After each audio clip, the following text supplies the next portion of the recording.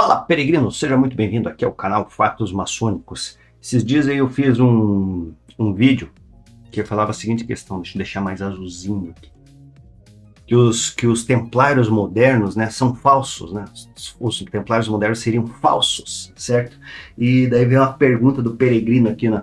Então, aqui é o Marcato Henrique Marcato, deve ser, né? Tá, Marcato Henrique, certo? Então ele falou assim: então os autoproclamados templários modernos são ilegítimos? São somente inspirados na ordem original? Sim. Ok, concordo. Quanto aos maçons modernos, são legítimos ou apenas inspirados nas guildas de construtores medievais? Quantas catedrais você já construiu? Ai, ai, ai. Eu adoro essas coisas, né? Se você está chegando aqui, vamos bater um papo sobre esse assunto. Eu me chamo Luiz Miller, sou mestre maçom e faço parte da Ordem Maçônica Universal. Né? Faça a sua inscrição, deixa o like e ative as notificações. Eu adoro os haters, sabia? Às vezes eu fico um pouco irritado, né? Sou uma pessoa normal, né? Apesar de não aparecer, mas sou uma pessoa normal. Fico irritado, tem essas coisas todas, é normal, né? Não tem muito nheco-nheco. Né? Mas tem uns aqui que são um barato, né?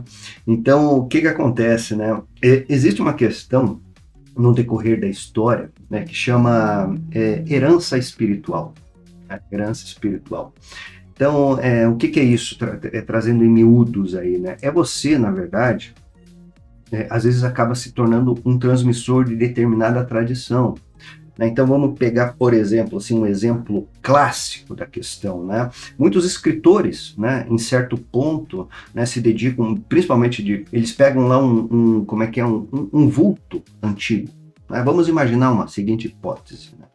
O cara começa a estudar Platão, né, filosofia, Platão, né? Antes do Sócrates, antes do Aristóteles, depois do Sócrates, né? Ele era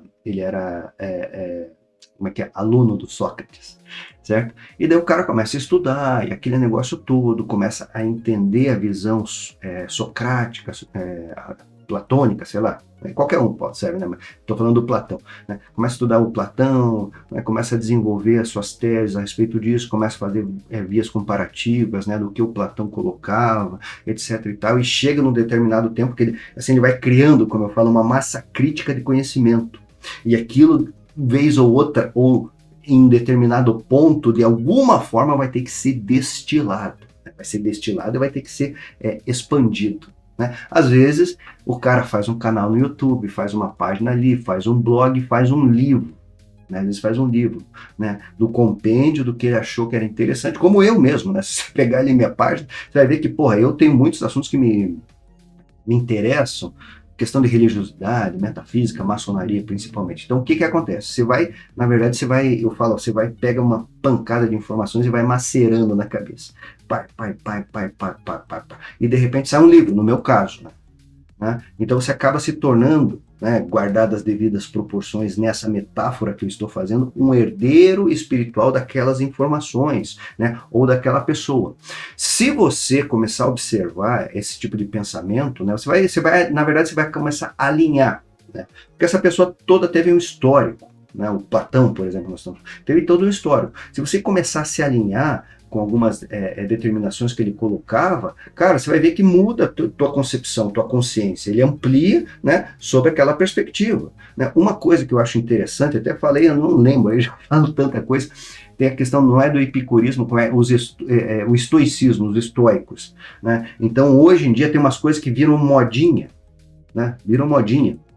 Então, hoje tem, por exemplo, pessoal que fica seguindo os estoicos, não sei o que, os estoicos, bababi, bababá, como que era a conduta, como é que é nos libertar dos prazeres, etc. O que acontece? Era um movimento, na verdade, era uma linha, né, dita das escolas pós-Aristóteles, na verdade, nas escolas helenísticas, né, tem o epicurismo, o estoicismo, o cinismo e o ceticismo.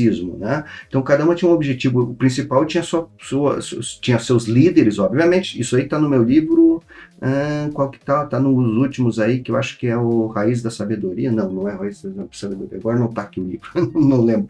Certo? Mas tá lá no meu site, deixa eu dar uma olhada aqui. Pra mim não falar bobagem. Aqui, ó, tá aqui no meu site, é só entrar no site, tá aqui, ó. Aqui, livros, né? Tá nesse livro aqui, ó, que é... Oh, meu Deus do céu. Vamos? Oh. Tá nesse livro aqui que eu tenho uma parte, a Sinfonia, não, Raiz da Arte Sagrada, não, isso aqui é Metafísica.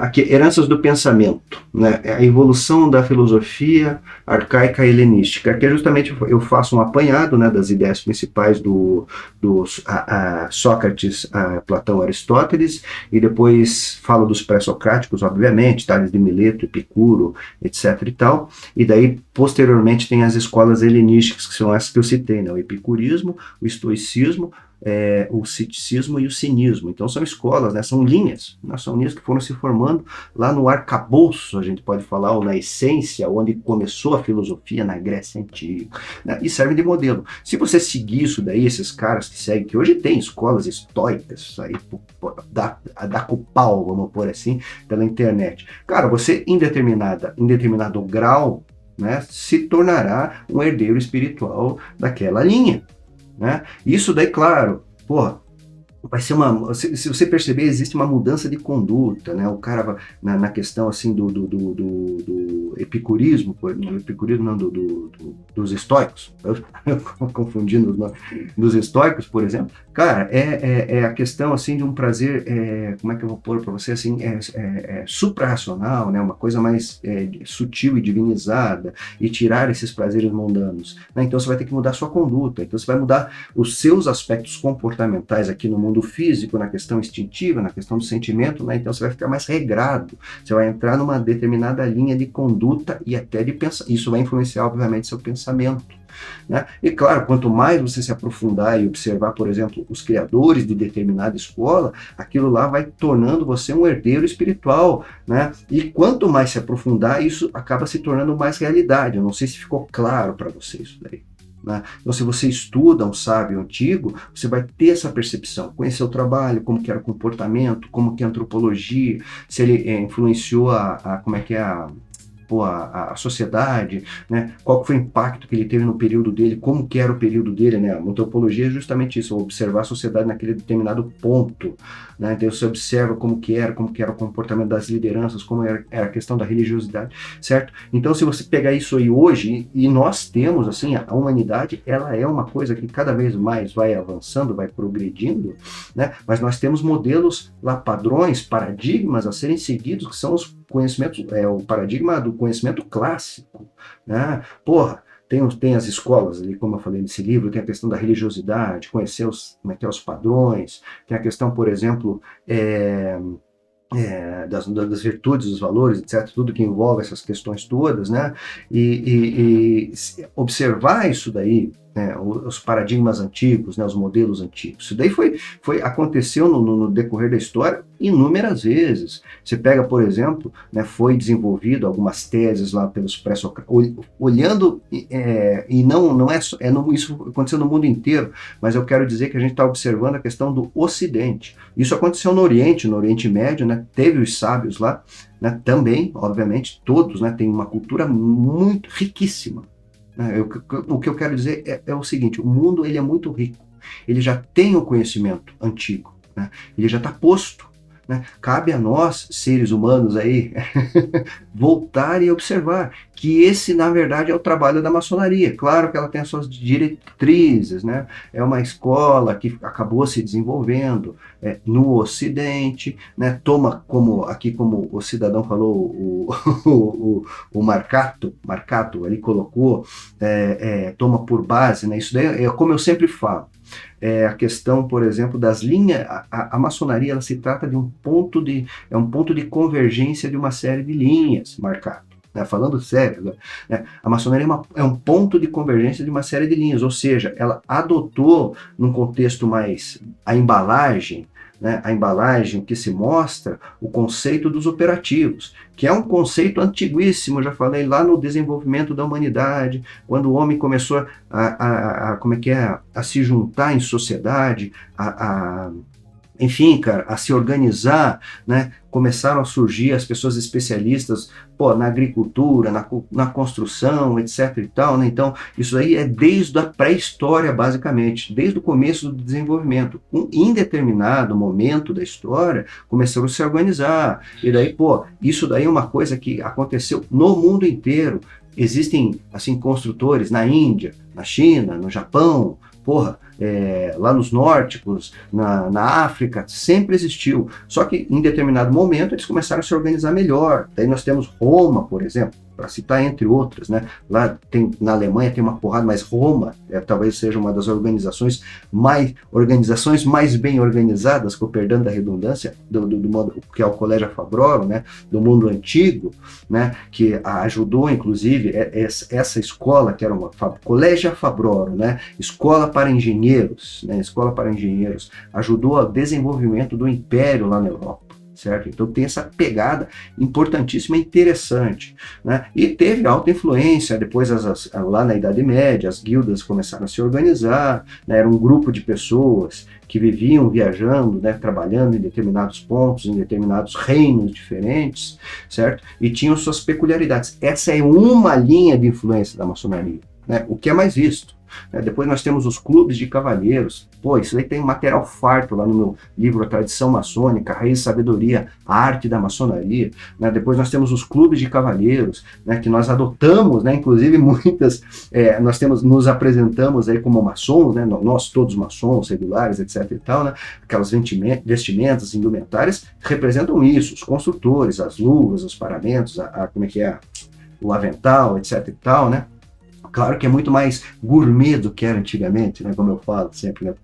Tem adornos, etc e tal. Antigamente era um troço mais rústico, né? Só que nós temos aí outra influência que são os clubes de cavalheiros, né? Que eram tavernas, era o barzinho ali, mas ao mesmo tempo era um clube, né? Era um clube, né? Que tinha lá sua sala de jogos, sua sala de reuniões, tinha seu barzinho, como um clube que você vai hoje, certo? Então tem a parte social, e era um clube social, mas também eram hospedarias, né? E ali, naquele momento, naquelas salas de reunião, surgiram, e é uma outra tendência da humanidade, se você observar de uma forma ampla, a questão assim de grupos se formarem para fazer determinados estudos específicos. Né? Então, pô, você tinha lá os alquimistas, por exemplo, os caras trabalhavam sozinhos, mas em determinado momento eles acabavam se reunindo, né? Não era um troço organizado, como a gente tem hoje a maçonaria, por exemplo, mas se reuniam em determinado ponto para trocar ideias, né? O que eles estavam fazendo, qual que era o resultado, isso é uma coisa importante. Isso, pô, você pode estender isso daí